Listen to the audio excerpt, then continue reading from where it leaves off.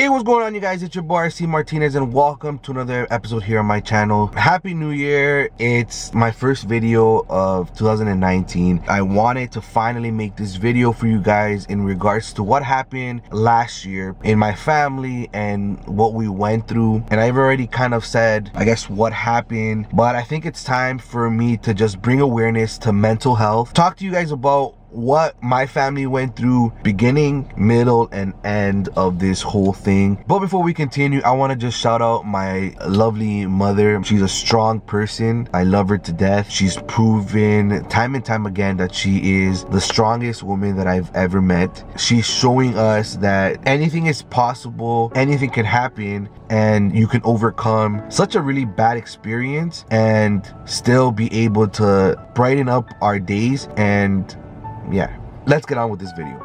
All right, so in December of last year, my mom got sick. She got the flu, and my mom is the type of person, you know, she's a warrior, she's a mom, and they don't get sick. But once a year she gets sick to the extent that she doesn't cook, she doesn't do anything, she's bed rested, and she's just very sore. Anything you can imagine that could happen when you get sick happens to her once a year. In 2017, it happened right after Christmas. She got the flu, stomach problems, fever, shivers, sore body. So that lasted about a week and a half or so, but she started to get acid reflux and heartburn, like really bad, to the point where she couldn't eat because anything that she ate gave her heartburn. She wasn't able to sleep because of the pain. We tried Tums, Pepto, going to the doctor, getting antibiotics. You know, I tried to get remedies from like Google, and nothing was working. Then I started noticing kind of like anxiety tendencies while she was experiencing this,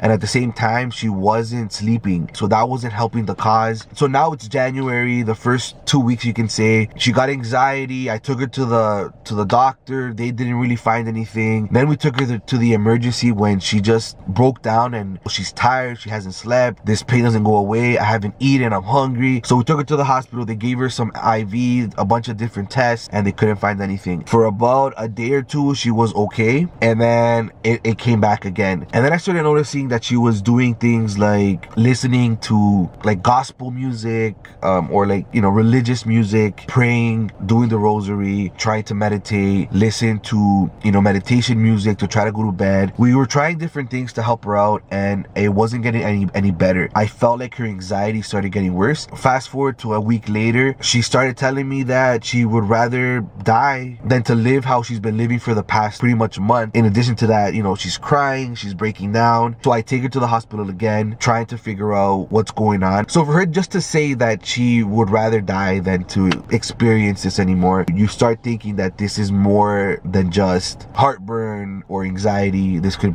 potentially be depression. We go to the hospital, and when you go to emergency, it's always a bad thing where you have to wait for so many people to go up to the doctor first. So we were there for like 3-4 hours. She broke down in the hospital, and then when we finally saw the doctor, like, I had to tell her exactly what she told me. You know, that actually changes everything in terms of what the doctor needs to do. So they gave her more IV, kind of like a diet plan to like help the acid reflux. But doctor said that all this pain that she's experiencing is because of depression and anxiety. So the mind is a strong tool that it gives you pain in places that you don't know why, and you don't know how to fix it. With that said, now we knew exactly what the issue was, so we had to make an appointment with the psychiatrist, and we just had to be there for her for support in whatever she needed, whatever she felt. And it was tough. It was tough on the family seeing a strong woman like my mom go through this. My dad has experienced this before, so I guess history on my mom, she's dealt with depression before, years ago, maybe when I was in my teens, but I guess they hid it from my brother and I that we didn't really notice. And also before this scenario, or before this situation, in the past few years, my mom has gone through a few things that were kind of like anxiety and depression and stuff. I know it's a thing for my mom, but this has been like the breaking point where we don't know what to fucking do, you know? We're stressing out, we're trying our best to be there, and you know, our lives still have to move on, right? I mean,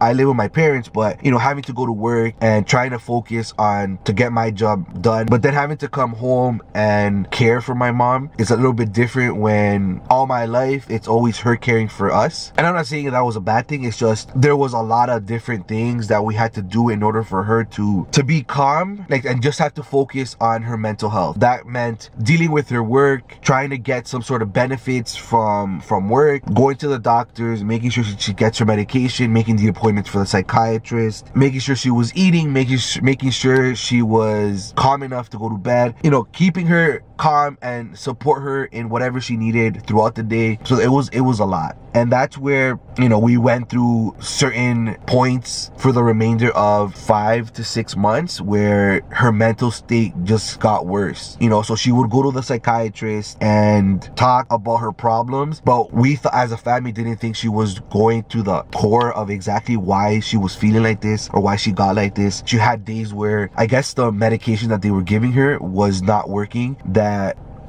guys, it was tough. She went from, you know, wanting to kill herself to saying that she didn't love us anymore, hearing noises, like the whole nine. Anything you could think of, my mom thought of, and it was scary. It was scary knowing what she was going through, and we couldn't really help her out, because at the end of the day, yes, family was there 100%, but it takes just you to really get through what you're going through, right? It was tough. Throughout this, in March, my brother and I had a trip to Los Angeles for 2 weeks, and my mom was baby steps, but she was getting better. But we had this trip, it was paid for, and we were going to a wedding. I think that may have been a bad decision on our part, because when we came back, it was the worst that I've ever seen her. That 1 week of us coming back was the worst things that I saw my mom do, think, say. She went through like 3 different medications, and right now I can't really tell you because it's already been a year, but you know, they started off with this, which was going to help her to sleep. I noticed that wasn't helping her, so when they changed her prescription again, they changed it 3 times until she started looking better. So pretty much that's what I went through, not just me, that's what my family went through for pretty much half of the year. Here's where I wanted to share this story, because my mom is doing amazing right now, and I want to go through some of the things that helped her. If you guys are watching, if anybody's watching and you're going through any of these type of issues, just know that it's going to get better. Don't keep quiet. Talk to a family member, talk to a friend, talk to anybody that's willing to listen. If you don't say anything, your family and friends don't know what's going on. A lot of people could put up a face and look like they're the happiest person out there, but nobody really knows what you're going through unless you talk to somebody. So that's a key thing that I want to just put out there. I know it might be scary or embarrassing to talk to somebody about your problems, because you don't know how somebody's gonna deal with it, but I can guarantee you that there's gonna be somebody out there that's gonna understand and is going to want to be there to help you out. Me being one of them. So to all my family and friends that are watching this video, YouTube family, you know, it doesn't really matter that you're far away or not in the same country. There is WhatsApp, there is FaceTime, there is messaging. You know, all you need to do is communicate with somebody to help you out through this hard time. So going back to my mom, she didn't work as of December of 2017. She tried to go back to work in May. She went to work for 2 weeks. People at work were noticing that she wasn't the same,